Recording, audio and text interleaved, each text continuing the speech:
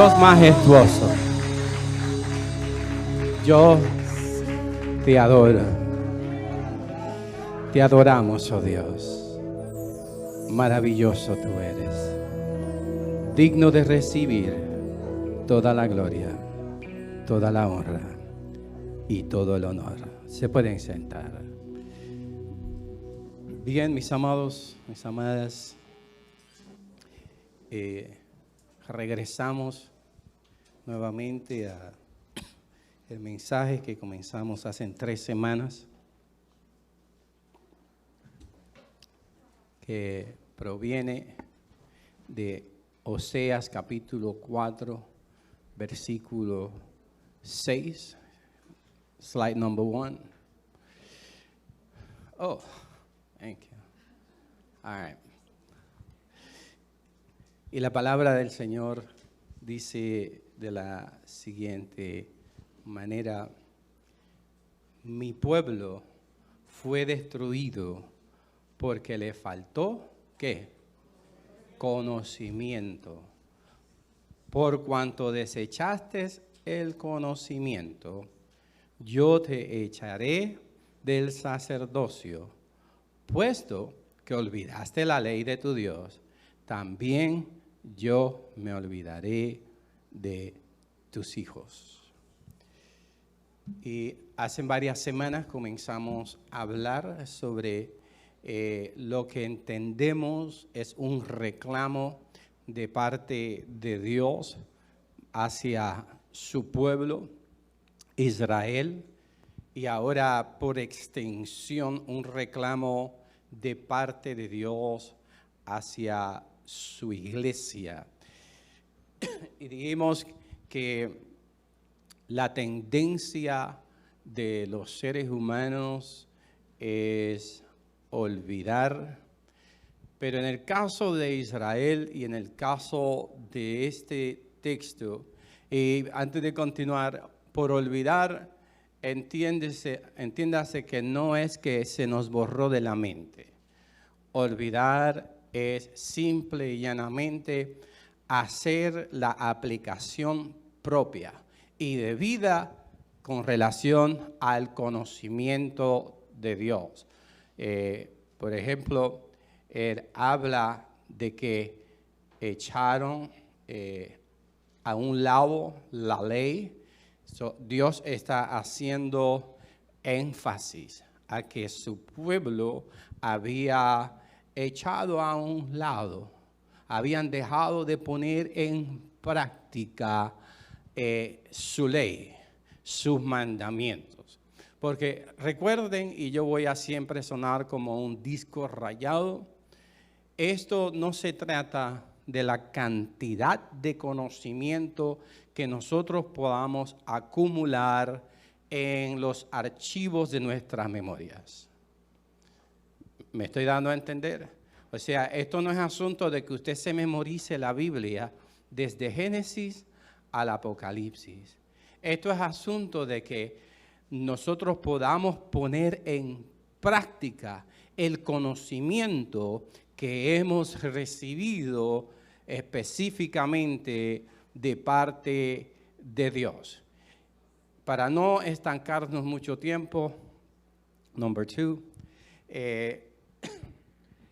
dijimos que este coronavirus ha provocado un debate, que es el debate de las vacunas. Para efecto de nuestro sermón, pues dije que la centralidad o la importancia del debate de las vacunas gira alrededor de la idea que las vacunas pueden crear anticuerpos o defensas en contra de virus que puedan invadir al cuerpo. Por lo tanto, utilizando ese principio, propuse que sería importante y necesario que nosotros los creyentes tengamos una dosis saludable o regularmente del conocimiento de la palabra de Dios y de esa manera somos o podemos preparar o desarrollar los anticuerpos para entonces defendernos contra los engaños del mundo, para defendernos en contra de el mal del pecado que tanto nos asedia a nosotros día tras día. El pecado nos persigue constantemente. Así que una buena dosis o una dosis diaria del conocimiento de la palabra de Dios nos puede preparar desarrollando los anticuerpos contra, I'm on the third slide, contra los engaños del mundo y contra la tentación. Y con relación a eso, Pablo le dice a los colosenses en el slide número 4, mirad que nadie os lleve cautivos por medio de filosofías y vanas sutilezas, conforme a la tradición de ¿qué?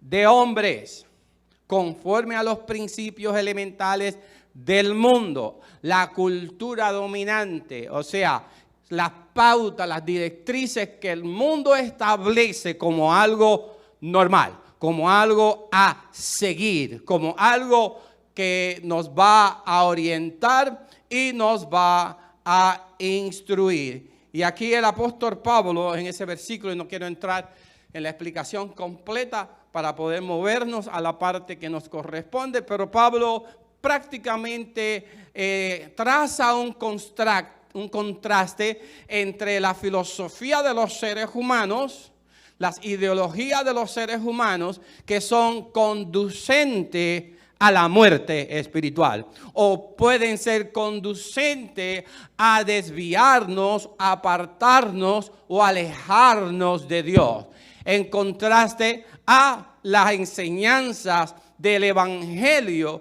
que lo que procuran es acercarnos al Señor. Pablo está altamente preocupado porque hubo un cambio, un shift. Diga conmigo en inglés, un shift. ¿Viste eso? Un shift. Un cambio de enfoque en el mensaje del Señor. Y era que se habían desviado rapidito, ya que estos tres factores los tocamos en el estudio bíblico, se habían desviado del mensaje central del evangelio, el número 5. El mensaje central era Cristo y este crucificado, el próximo, el retorno de Cristo, y esto lo desarrollamos un poquito más en el estudio el pasado miércoles, y el arrebatamiento de la iglesia. Y ahí entonces podemos movernos a el tema que nos ocupa en esta mañana. Porque no solamente en los tiempos del apóstol Pablo, sino que en el transcurso de los años, el enfoque de este poderoso mensaje estrictamente evangélico, Cristo y este crucificado, Cristo este que retorna, este que vuelve por su iglesia y el arrebatamiento de la iglesia, o sea, que usted y yo seremos tomados con el Señor para estar con Él por el resto de la eternidad. Este mensaje evangélico ha cambiado de las cosas que agradan a Dios a las cosas que agradan a los seres humanos.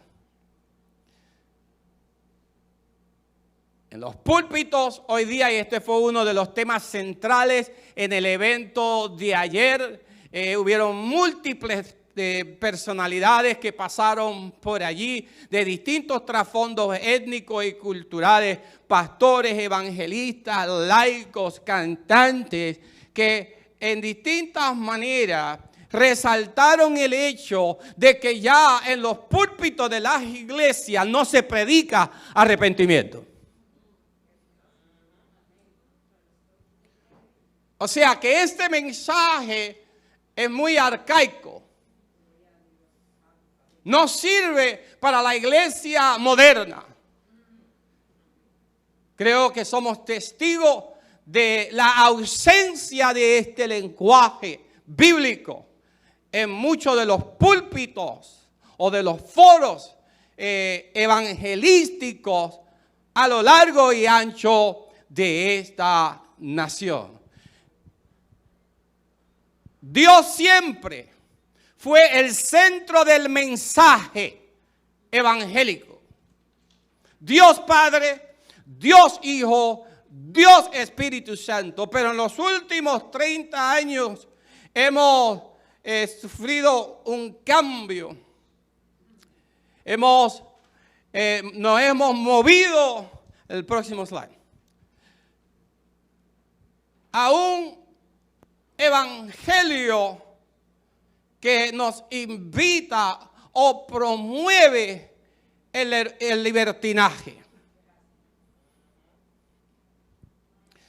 El mensaje que se proclama de muchos púlpitos hoy día es un mensaje diluido a manera de dar una licencia de permisividad inmoral y conveniencia personal.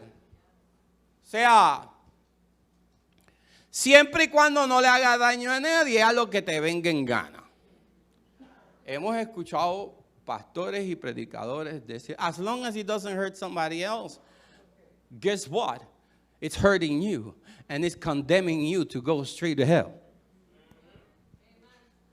Esa mentira sutil que el diablo ha puesto y ha presentado como una alternativa a la iglesia de Jesucristo es algo que tenemos que rechazar categóricamente. Diga conmigo, no al libertinaje, no a la mundanalidad. Mire lo que dice Judas 4. Porque algunos hombres han entrado encubiertamente lo que desde antes habían sido destinados para la condenación, hombres impíos que conviertan en libertinaje la gracia de Dios. ¿Por qué? Porque el enfoque hoy día no es preparar hombres y mujeres santos para el encuentro de Dios. El enfoque hoy día es acumular números. Llenar las iglesias. Porque este mensaje de arrepentimiento es muy brusco, es muy duro y puede ofender a la gente. La gente se puede ir y van a dejar de ofrendar y van a dejar de diezmar.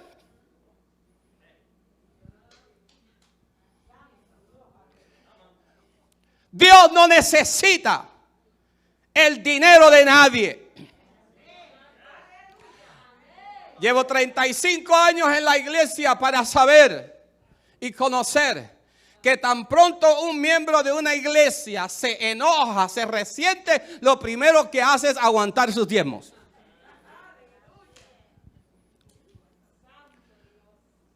Dios no lo necesita.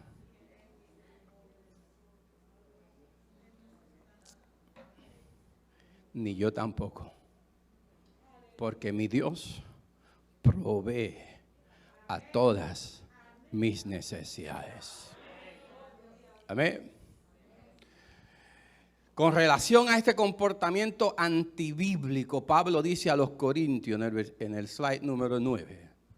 Todo me es lícito, pero no todo conviene. Todo me es lícito, pero no todo edifica. Nadie busque su propio bien, sino el bien de otro. O sea, todo me es lícito, pero no todo me conviene. No todo va a construir mi vida emocional y espiritual. Porque detrás de cada acción ilícita para el hombre y la mujer de Dios, lo que viene es remordimiento, lo que viene es tristeza, y si no nos arrepentimos, viene juicio de parte de Dios.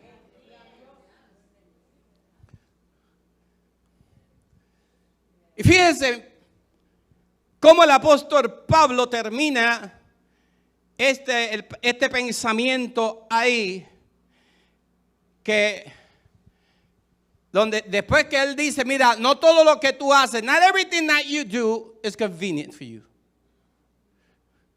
It does not edify your life. Pero tampoco edifica la vida de los demás. Nadie busque su propio bien, sino el bien del otro. O sea, se había metido un espíritu dentro de la iglesia que todavía estamos tratando de reprenderlo y echarlo fuera de la iglesia, donde la gente venía a la iglesia procurando su propio bien. O sea, que su bienestar, sus intereses estaban por encima de los intereses de su prójimo, que es una violación directa al segundo mandamiento más grande, según Jesús: amarás a tu prójimo como a ti mismo.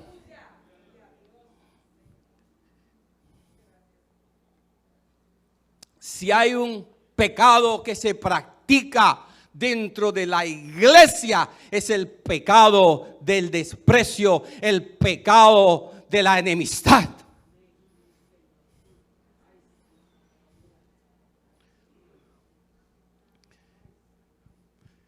Si queremos entender, y más adelante le voy a dar una lista de la manera en que a veces despreciamos, porque despreciaste mi palabra, porque rechazaste mi palabra. Ese es el reclamo de Dios. En esta misma línea de pensamiento, cuando yo impongo mi bienestar por encima de los demás, estoy rechazando el conocimiento de la palabra de Dios. En este texto, 1 de Corintios 10, 23, 24, Pablo afirma el hecho de que el ser humano tiene la capacidad para elegir. Este es uno de los grandes dones recibidos de parte de Dios: el libre albedrío. Sin embargo, el medio ambiente en el cual nos desenvolvemos, entiéndase, la cultura dominante y la tradición, llevan a las personas a vivir bajo las normas, estilos de vida impuestos por la cultura dominante. O sea, Dios dice, esto no es bueno, y la cultura dice, bueno. Dios dice, esto es malo, y la cultura dice, es bueno. La tendencia del ser humano es ir tras aquellas cosas que apelan a sus fantasías y deseos mal fundamentados. Así que la pregunta que Pablo está planteando es la siguiente: ¿nos conviene todo lo que el mundo nos tiene que ofrecer?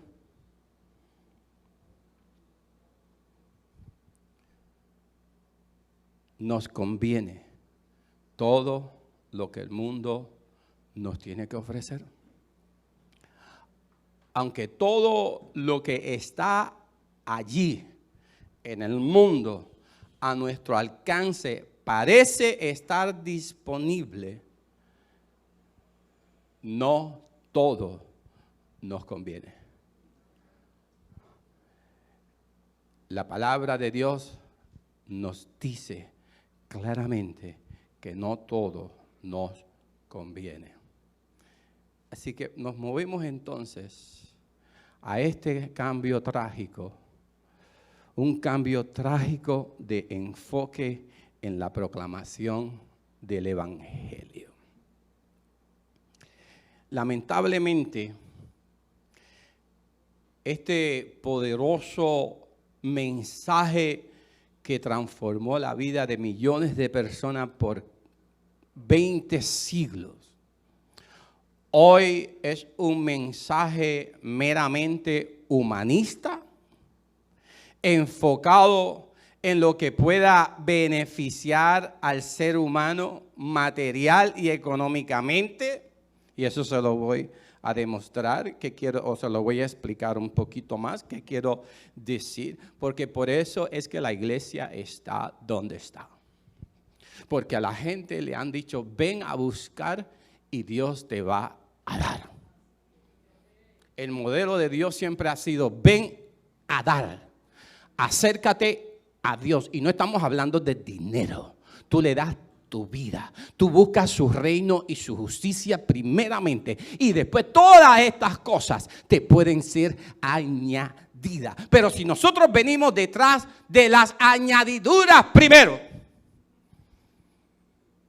entonces hemos de alguna manera tergiversado y malinterpretado este evangelio que exige una entrega total de nuestras partes a ese Dios grande y maravilloso. Pero lamentablemente en los últimos 30 y pico de años, el enfoque ha cambiado.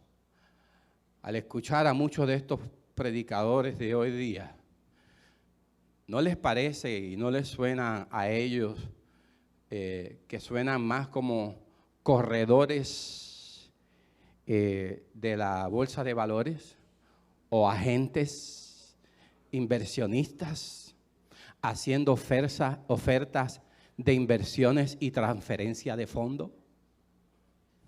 Por ejemplo, siembra 100 y Dios te dará 1000. ¿Cierto? Hay quienes piden de 1000 para arriba, lo van a ver ya mismo. En los últimos 30 años el evangelio de la gracia de Dios se ha comercializado tanto que se le ha puesto un precio a la salvación y a los milagros de Dios. La salvación no necesariamente es gratis, porque tuvo un alto precio. A Dios le costó entregar a su Hijo unigénito a morir en una cruz, en mi lugar y en tu lugar. Por lo tanto, el precio está pago. Tu salvación no puede ser cobrada como una taquilla a la entrada del teatro. Tu salvación la pagó Jesucristo en la cruz del Calvario. Entonces tú la recibes de gratis. Y los milagros de Dios no están para la venta. Ven y da 500 y pasa por la puerta de la bendición y Dios va a obrar un milagro en tu vida. No, Dios hace milagros y yo creo que Dios hace milagros en estos tiempos. Dios puede sanar a los enfermos, Dios puede levantar a los muertos, pero únicamente cuando va a glorificar su nombre. Por eso Jesús le dijo a sus discípulos cuando le preguntaron, maestro, ¿quién pecó, este o sus padres? Y Jesús le dijo, no, ninguno de ellos, ni sus padres ni él. Este está así para que mi Padre sea glorificado hoy, porque Dios va a hacer un gran milagro en medio de vosotros.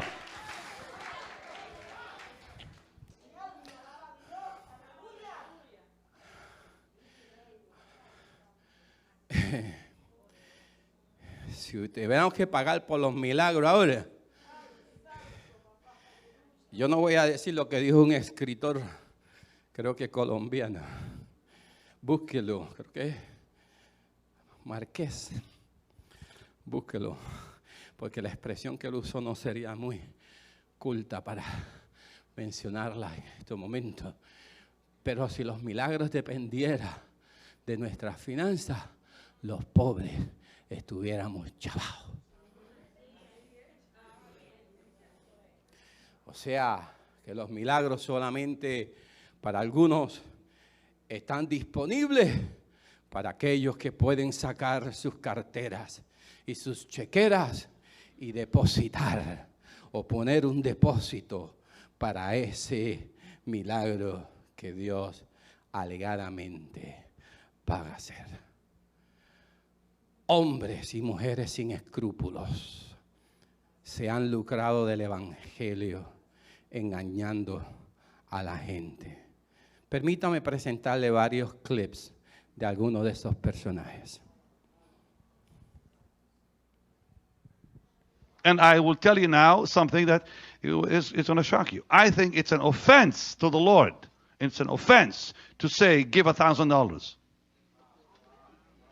I think it's offense to the Holy Spirit to place a price on the gospel. I'm done with it. I will never again ask you to give 1,000 or whatever amounts, because I think the Holy Ghost is just fed up with it. If I hear one more time break the back of debt with $1,000, I'm going to rebuke them. I think that's buying the gospel. That's buying the blessing. That's grieving the Holy Spirit. That's about all I will say. Can you hold that? If you are not giving because you love Jesus, don't bother giving. And I will tell you now some. Ok, antes que pasemos al próximo clip, este es uno de los hombres que más se ha lucrado. Esto fue una supuesta arrepentimiento que él tuvo en el 2018, septiembre 21 del 2018. Este hombre y su ministerio generaban de 105 a 125 millones anuales. 125 million a year. ¿Qué? Porque contrario a lo que él está diciendo, él lo que está diciendo, no lo vuelvo a hacer, porque él siempre le puso un precio a la salvación y a los milagros de Dios. Conmigo, riquezas, largura de días. Levante una mano, déjala ahí arriba, diga riquezas. Levante la otra, diga largura de días. Diga, Señor, yo quiero llegar a ser un viejito rico.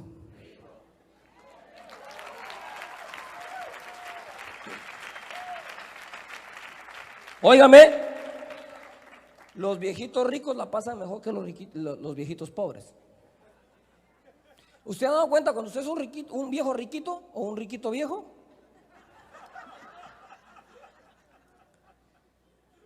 Pastor, no estoy hablando de lo que usted está pensando. Un viejito con dinero.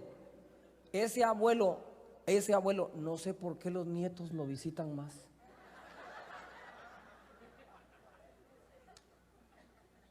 Yo solo le estoy diciendo lo que mis ojos han visto por 40 años.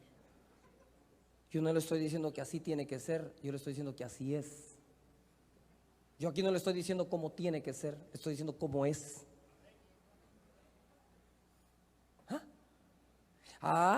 Claro que sí. Yo le dije, Señor, yo quiero llegar a ser un viejito con dinero. Es que si uno llega a ser un viejito sin dinero, usted corre el riesgo de volverse una carga para alguien. ¿Ve por qué Dios dice, te daré riqueza y largura de días? Porque Dios no quiere que nadie sea carga de otro. Más responsabilidad. Diga conmigo, la prosperidad, más que un deseo, es una responsabilidad.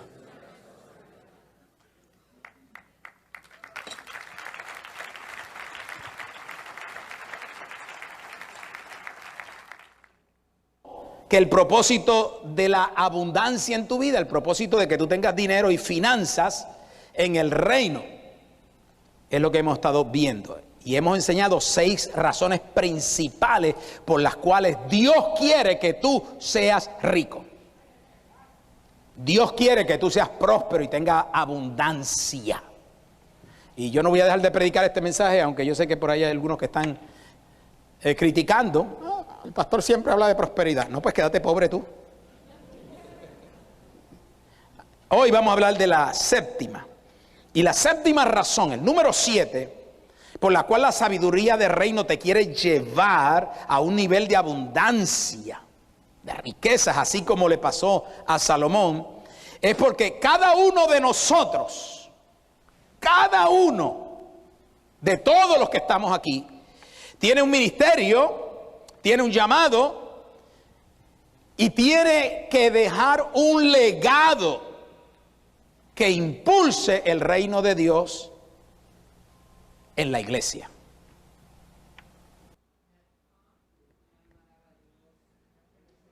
Bien, el segundo video es del famosísimo Cash Luna.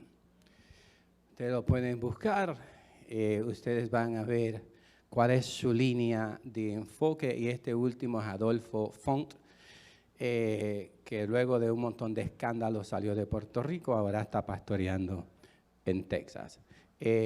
Pude haber escogido otros personajes como Kenneth Copeland, uno de los evangelistas más millonarios de esta nación. Tiene una mansión de 8 punto y pico millones de dólares y varios jets privados, y en su patio tiene un aeropuerto privado. Ese es el enfoque de muchos de estos grandes evangelistas que llaman la atención a muchas personas, porque ellos siempre están ofreciendo algo a cambio de algo. Y ellos están ofreciendo algo que ellos no le pueden dar a ustedes, solamente Dios. Me parece que fue este Cash Luna que se le ocurrió la idea, o si no fue él, fue uno de sus seguidores. Ellos tenían culto donde llovía oro. Sí, tiraban unas pajitas, alegadamente oro, hasta que fue un reportero y agarró de las pajitas y las llevó a probar. Y era oro del mono.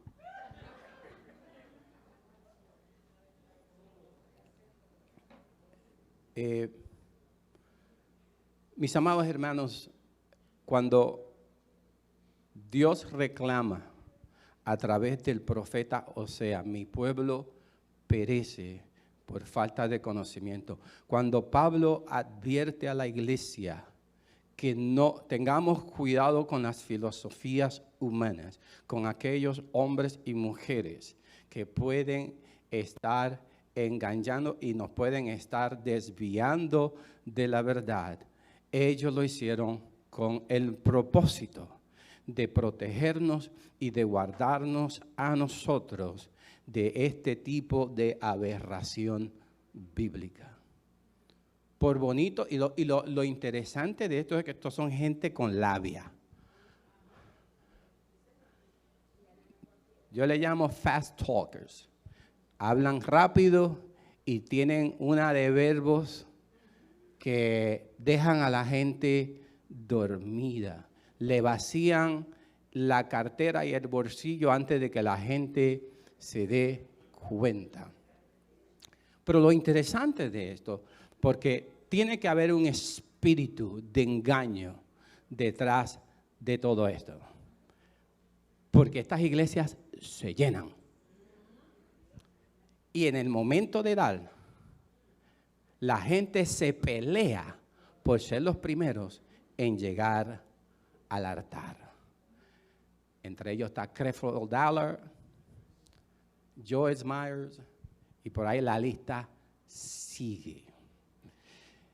Y tomemos cuenta que cuando la palabra de Dios nos dice, mi pueblo perece por falta de conocimiento, han rechazado mi conocimiento, está incluido este tipo de conducta que se está llevando a mucha gente de buen sentimiento.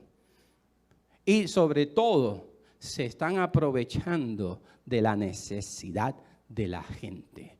Porque si usted tiene una enfermedad terminal o un miembro de su familia está teniendo una enfermedad y por $500 le ofrecen a usted la sanidad de ese familiar o suya, ¿quién no lo va a tratar?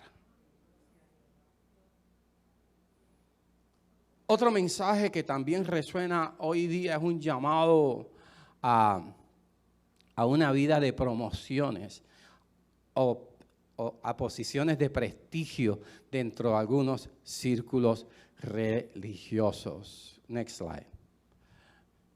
Ahí tenemos algunos de los apostólogos de estos tiempos que siempre están hablando, están ofreciendo como ellos fueran, si fueran los CEO del reino de Dios, promociones. Ven que Dios te promueve hoy, Dios te eleva a un nivel más alto. Hoy día están los profetas y los apostólogos por montones. El enfoque está en la exaltación de la personalidad del individuo. Hace 3 años un pastor en la Florida nos habló sobre un nuevo movimiento que estaba surgiendo precisamente allá en la Florida. Porque como dentro de la jerarquía religiosa el apostolado es el más alto, pues había que inventarse uno. Y se inventaron a los querubines, creo que era.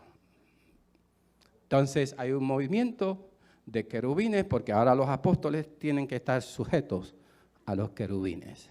Porque el enfoque está en el individuo, en la persona. Ya son pocos los que desean ser simples siervos y siervas del Dios Altísimo. Son muchos los que más desean entrar por la puerta ancha que por la puerta angosta, la cual requiere negarse a uno mismo y tomar cada uno su cruz para seguir al gran Maestro y Señor nuestro Salvador Jesucristo. Mis amados, hoy día la más grande ambición de estos personajes es que la gente los siga a ellos como el flautista de Hamelin. ¿Ustedes saben cuál es el flautista de Hamelin? Que tocaba la flauta y los ratones se iban detrás de él. Eso es un cuento de hadas, ocurrió en Europa. ¿Sí? Dicen que es un mito, pero la idea era que este flautista podía sacar las plagas de ratas que había invadido a Europa. Hoy día, en vez de escuchar una predicación que nos invite a conquistar el pecado, la maldad de nuestros corazones, arrepentirnos y tornarnos a Dios, la oferta que se nos hace hoy día es una invitación que apela a los deseos más profundos y oscuros de la naturaleza humana caída. Es una apelación a nuestras pasiones carnales. Es una invitación a conquistar las naciones y a expandir nuestro territorio. Es una invitación a pactar, a sembrar. Dame para que la bendición de Dios se active en tu vida. Y para eso utilizan pasajes bíblicos aislados y semioscuros como la oración de Jabez, para justificar su mensaje de expansión y prosperidad. A Jabez Dios lo bendijo, amén, gloria a Dios, no question asked. Como dije anteriormente, hoy día muchos pastores y muchos líderes cristianos con muy buenas intenciones han caído en la trampa de ser iglesias atraccionales O sea, de entretener a la gente, mucho más que ser iglesia con un sentido de misión evangélica y la transformación de la vida de hombres, mujeres caídos. O sea, si lo que nosotros hacemos aquí, y dicho sea de paso, cuando hablamos de avivamiento, desde la perspectiva bíblica, no estamos hablando de un cambio drástico de nuestra manera de adorar, donde gritamos y saltamos y danzamos en el Espíritu, donde hay muchas luces, donde hay mucho sonido, donde hay mucha música, porque eso podrá ser parte del avivamiento, pero no eres el avivamiento. Puede ser que organicemos quizás un proyecto evangelístico en masa, que salgamos todos por ahí a evangelizar y con mucho gozo y con mucho entusiasmo, con Nuevos Testamentos en la mano, predicando a la gente. Eso podría ser parte del avivamiento, pero no es el avivamiento. El avivamiento es cuando nosotros comenzamos a ver hombres y mujeres transformados de sus viejos caminos, de sus pecados, cuando las actitudes y los malos comportamientos están cambiando en la vida de los seres humanos, entonces estamos viendo un verdadero avivamiento. Entonces esa adoración tiene sentido, ese proyecto de evangelismo tiene sentido, porque yo puedo decirle a la gente que yo era un vil pecador, mas ahora salvo soy, fui transformado, fui liberado del poder de la droga, fui liberado del poder del alcohol, fui liberado de la homosexualidad, fui liberado de todas esas cosas que me tenían atado, y por eso mi testimonio puede impactar la vida de un ser humano.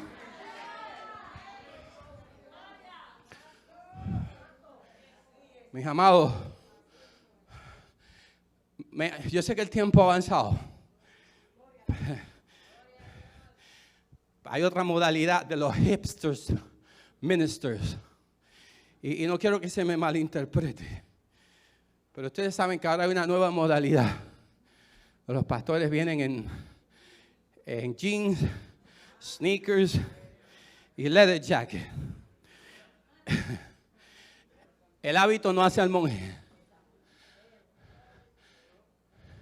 Y yo no tengo problema que una persona me predique en maones, en tenis o en camiseta. Pero ese mensaje tiene que estar alineado con la voluntad de Dios. El propósito y la misión de esa predicación tiene que estar alineado con la voluntad de Dios. Si es un mensaje que está proclamado para la transformación de las vidas caídas y destruidas por el pecado, entonces que me prediquen en pijama si quieren. Pero si la cuestión es para atraer gente, para que todo el mundo vea how cool my pastor is, para acumular montones de personas, entonces, es más, ni me pongo un suit. Yo conozco gente, amistades nuestras, que su manera de vestir, precisamente en la Florida o en otros estados donde hace mucha calor, se visten un poquito más relajados que nosotros. Amén, pero sabemos que son hombres y mujeres de Dios. Pero cuidado con esta nueva modalidad, que lo que son iglesias atraccionales.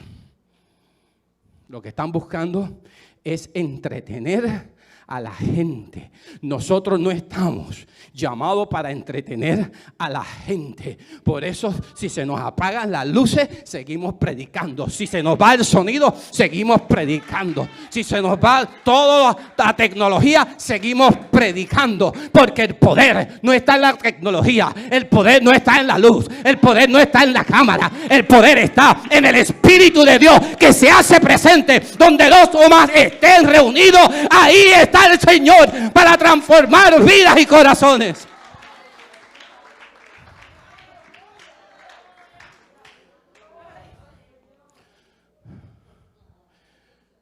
Estamos llamados para discipular y formar a la gente a la imagen y semejanza de nuestro Señor Jesucristo. Y eso solo lo podemos lograr por medio del conocimiento de la palabra de Dios. Volviendo a Oseas para terminar en este día y potencialmente terminar este sermón. Por medio del profeta, Dios le está dando a conocer a Israel las razones por las cuales Él los desechaba como pueblo y los enviaba al exilio. Una de las explicaciones la encontramos en el texto de Oseas, que por cierto no es el único lugar donde Dios señala el mal que aquejaba a su pueblo. Y creo que resulta provechoso reflexionar sobre esto porque vemos hoy en la iglesia la misma tendencia preocupante hacia la ausencia en forma de rechazo del conocimiento de la palabra de Dios.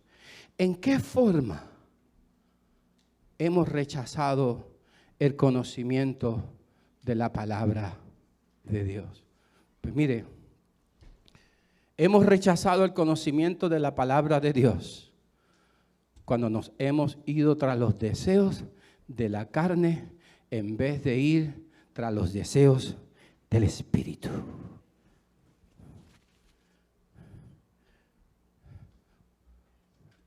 Cuando nosotros estamos más interesados en las cosas que me dan placer, estamos rechazando el conocimiento de la palabra de Dios. ¿En qué otra forma hemos rechazado el conocimiento de la palabra de Dios? Cuando permitimos que se sacara a Dios de las escuelas y los foros públicos. En el 1962, a Dios se expulsó y la iglesia se mantuvo en silencio. Hemos rechazado el conocimiento de la palabra de Dios cuando permitimos que la sociedad redefiniera la institución del matrimonio entre un hombre y una mujer en el 2015. Rechazamos el conocimiento de la palabra de Dios y nos hicimos cómplices. Cómplices. God instituted marriage between a man and a woman. And that's it. Y nos hemos hecho cómplices con nuestro silencio. Hemos rechazado el conocimiento de la palabra de Dios cuando hemos puesto nuestros ideales políticos y filosóficos por encima de los principios y valores del reino. Y aquí yo he sido muy enfático los miércoles particularmente. Jesús dice que en los días postreros aún los escogidos serán engañados y nos preguntamos, ¿y cómo podrá eso ser? Pues simple y llanamente Jesús en Mateo 6, 21, 31, búsquelo uno de los dos, donde Jesús dice, donde está tu tesoro, allí está tu corazón. Y si tu tesoro son tus ideales políticos, tus ideales personales, estás rechazando el conocimiento de Dios. Hemos rechazado el conocimiento de la palabra de Dios cuando no hemos denunciado el racismo y la discriminación que tanto afecta a millones de personas de color y de otras culturas. Hemos rechazado el conocimiento de la palabra de Dios cuando hemos guardado silencio en actos de violencia perpetrados contra personas de color, de otras religiones, violencia contra las mujeres, violencia contra los niños y aún violencia contra personas que se identifican de otra orientación sexual. La violencia es violencia y nunca es buena cuando se comete o se perpetra contra alguien. Y nosotros tenemos que denunciar todo acto de odio y de violencia. El no hacerlo, estamos rechazando el conocimiento de la palabra de Dios. Vuelvo a reiterar que en estos tiempos ha surgido un estilo de predicación en la que los predicadores se dedican a hablar de sus propios conceptos acerca de la vida espiritual. Ocasionalmente estas predicaciones están adornadas con algún texto tomado de la palabra, pero rara vez sirven para otra cosa que darle una tonalidad de espiritualidad a la predicación. El pueblo que carece de conocimiento es un pueblo que se expone a la seducción de cuanta filosofía y aberración religiosa que pueda aparecer en esta sociedad. Esta es la condición que Pablo describe a la carta de la iglesia de los Efesios. The last slide.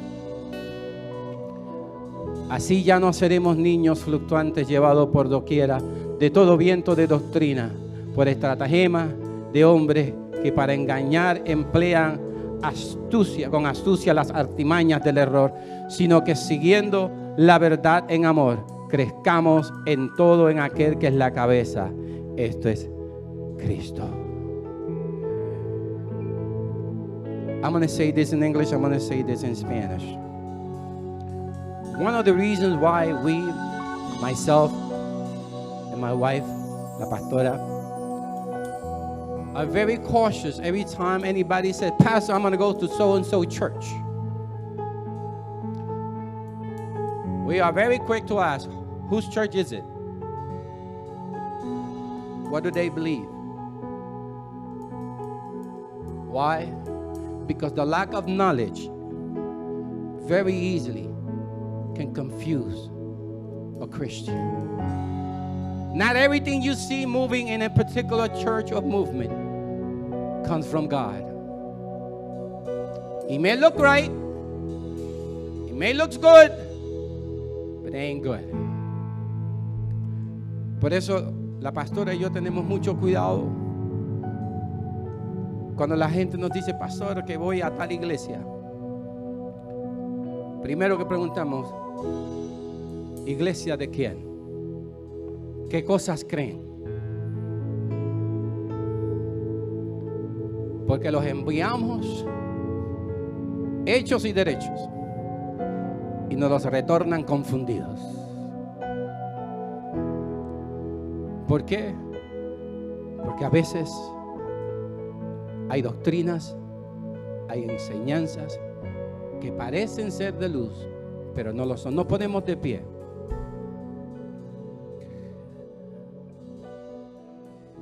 Aquí hay